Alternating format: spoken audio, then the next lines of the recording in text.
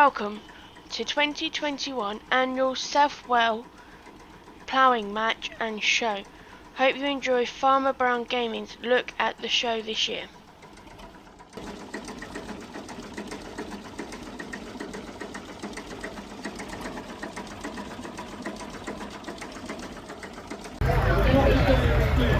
Fantastic weather, fantastic sight, and fantastic exhibits.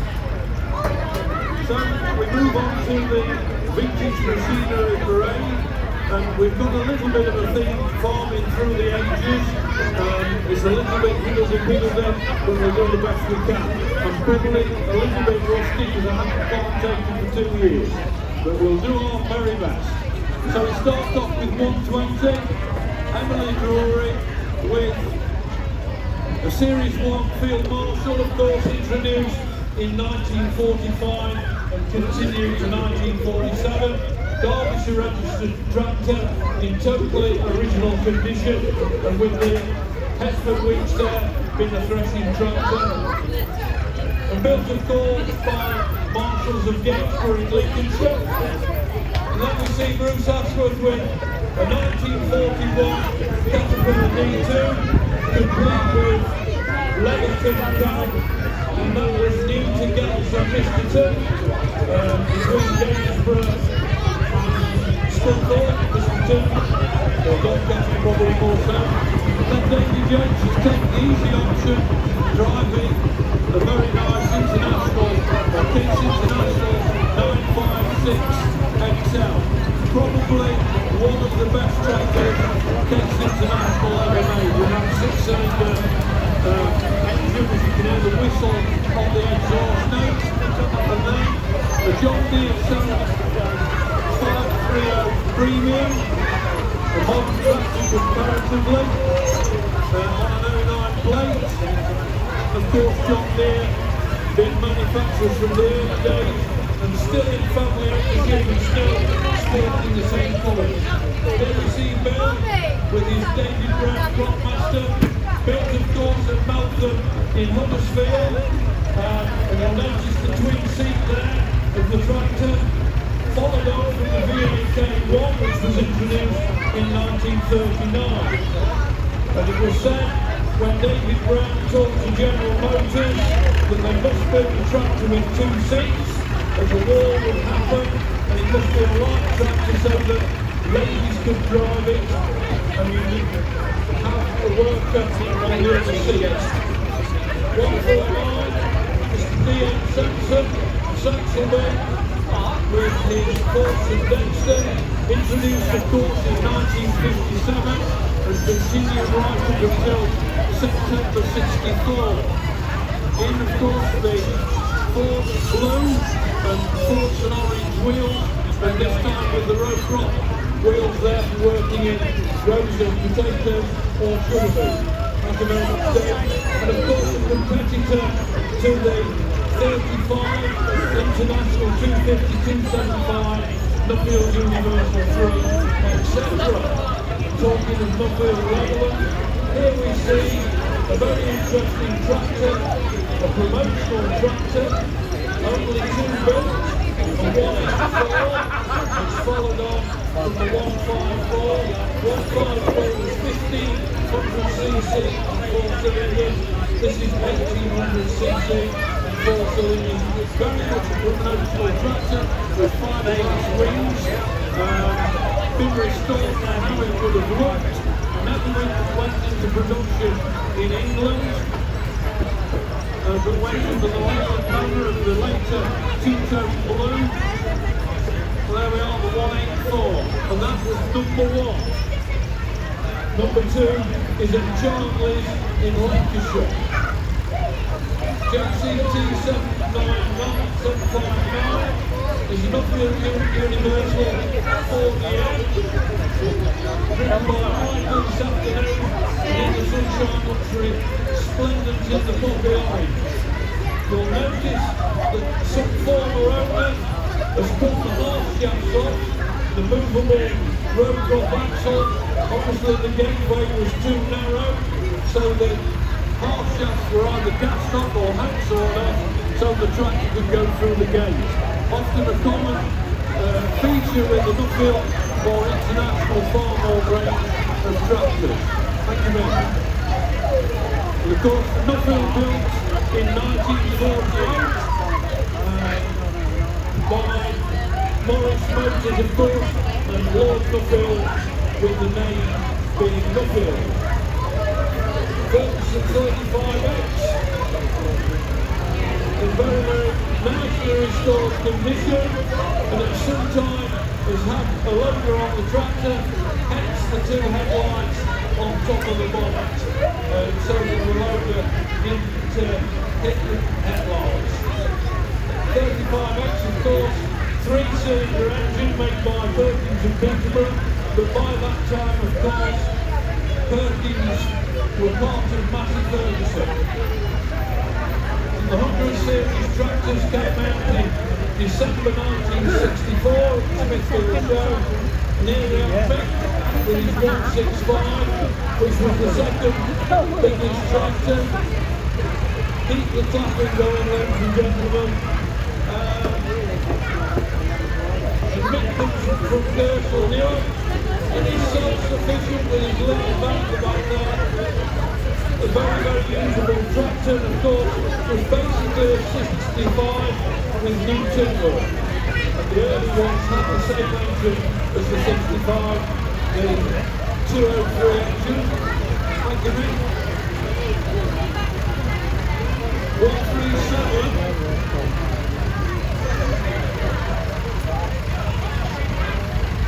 This is Mr. Skellington's 1957 B250 International, built of course at Bradford in West Yorkshire, never at Doncaster. The bigger models were built in Doncaster, the B450, the 614, the 634, etc.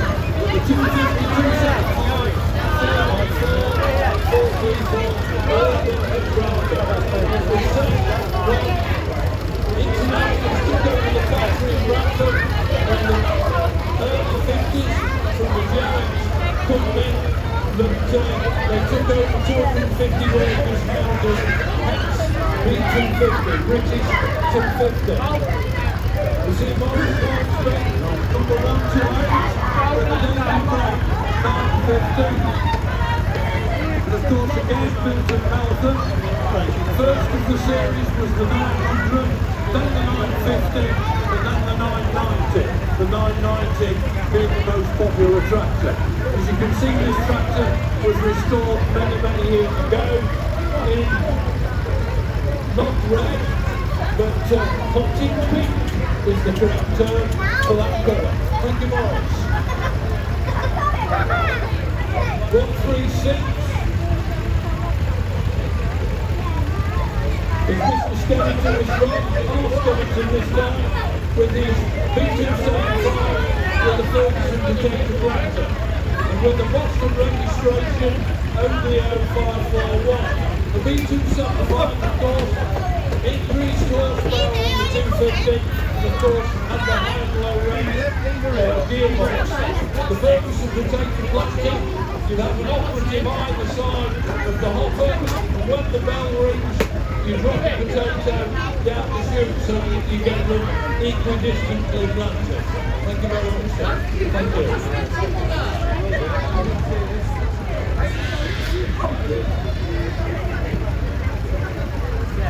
Then restored 135, Massey Ferguson 135, which of course was the second largest tractor of the 100 series, the 130, 135, 165, 175 and 185, complete with rear mounted loader on the back there, and in totally original condition. Some people like them in original condition, some people like to paint them better than when they come out the factory.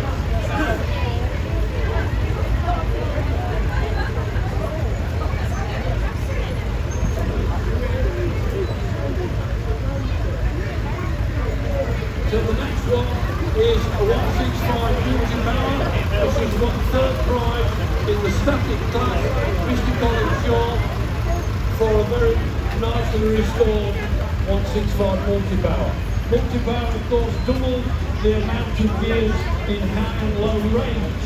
The only thing was, in multi-power low range, you have got no engine brake. So they can run away with you. So when traversing a hill, you must stay in multi-power high range.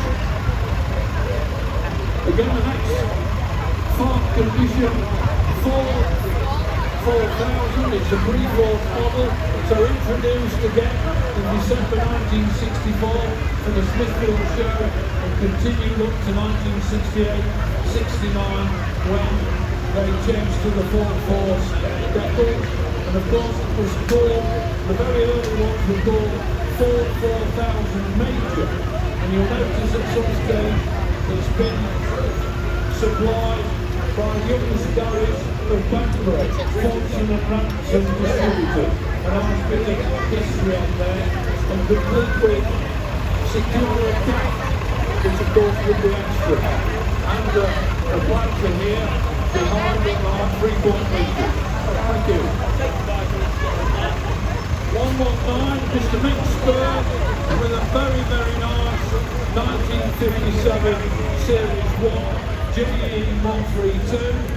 Taken 5 winters to restore this machine, complete with proper trailer to go behind the Land Rover and a selection of 7 mill turns there, and you'll notice ropes down with rope, not straps. Very, very period. Well done, Mick. An excellent exhibit. I'm glad you're giving them a round of applause. Well done. They deserve it.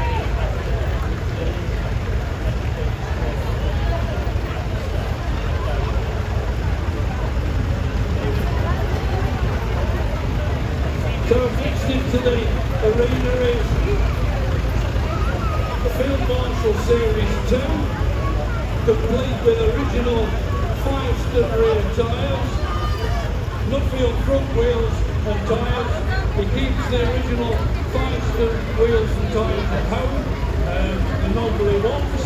And of course the Series 2 followed on from the Series 1, which we saw first of all from 1947 to 49.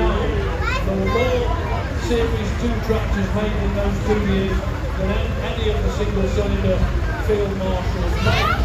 Of course, this has been powering the threshing drum today and the Jones stationary baler. And I think they really do need an extra round of applause for all their... Thank you for bringing it round. Thanks for bringing it round.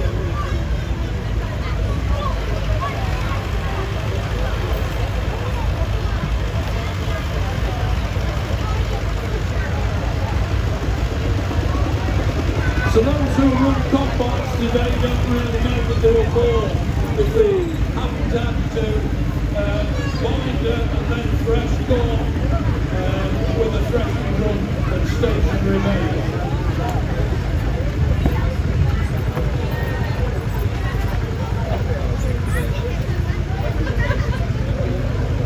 And here we have 127 Mr. Gregory with his international BTD8 downward DB1 plough. The International, of course, would have been fitted with a 4-cylinder International engine originally, but he's had a drafted Perkins 634 into there. It fits very, very snugly. 6-cylinder engine, which of course was a lorry engine and tractor engine. Again, the total original condition. Complete with the hydraulics there on the back with the mounted downward plough. 104.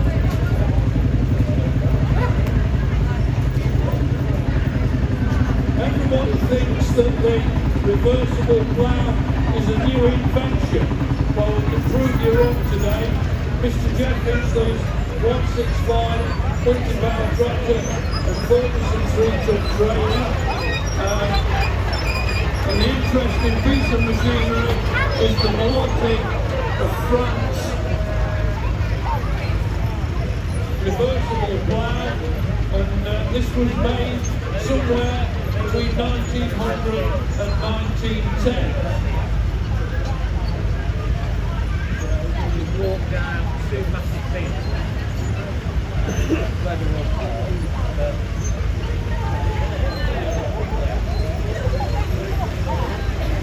So the plough has won the prize. Give Jeff Finchley a big round of applause for winning that. And next is 580 WNN, Massey Ferguson 35 building power, 35X, complete with 3 tons of the trailer. And of course you can work the trailer off the tractor without getting off. It's on the bigger pitch there, the T-bar and the bar onto the high road so you can do everything on the tractor. 102 is Jeff Finchley's Massey Ferguson 35, multi-power 35X and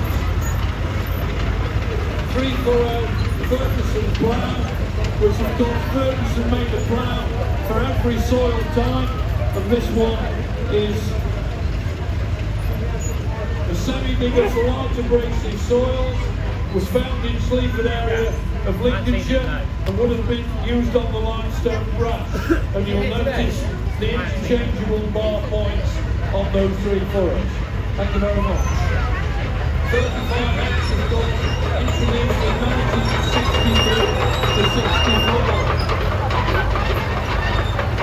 Next to it, our Burnley sold was 4.7 to 7.10. Which has won first prize in the static tractors. A splendid restoration, probably better than when the tractor was turned out new.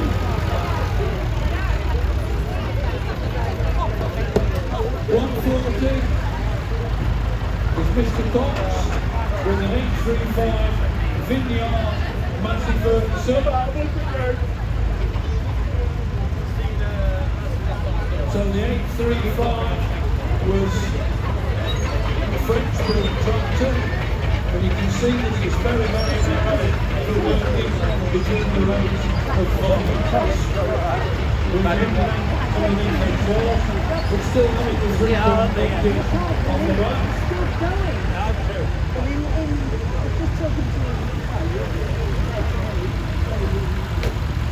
Again, a very nicely restored 476, which was a continuation on from the 470. Buy one and you've no spare time.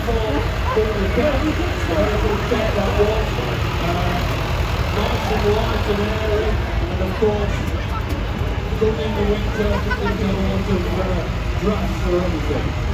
Fourth in the static tractor class is Mr. Bernard Saunders. County crawler, fitted with 6-cylinder diesel engine and again in X-Farm condition, and supplied at some time by the main Fordson dealer in Ipswich in Suffolk. And second prize in the static class is Mr. Al Barker, class 26A, with his John Deere 40S and John Deere 294 planter. And very, very nice exhibit indeed. The 40 carried off from the model end, and again, better than when it came out the factory. Well done, sir. Yeah. If you don't mind. Now we've seen the threshing drum at the stationary area, now we've seen the binder, which of course bound the sheaves ready to go into the threshing drum. And of course it needs a lot of manpower to pick up the sheaves and then put them into the threshing drum when it was time to thresh. And this is shown by Mr. Ball with his Massey Ferguson 35. Massive Harris binder, the Sunshine binder, Could it be a showman? which is always They used face that. in the summer of every year, and complete with the cab on the tractor. 114 is also owned by the same gentleman, and that's a 1963 model. 3755 NU, and the previous one line one to be ahead. So Nottinghamshire still the first one, and the second one Sheffield.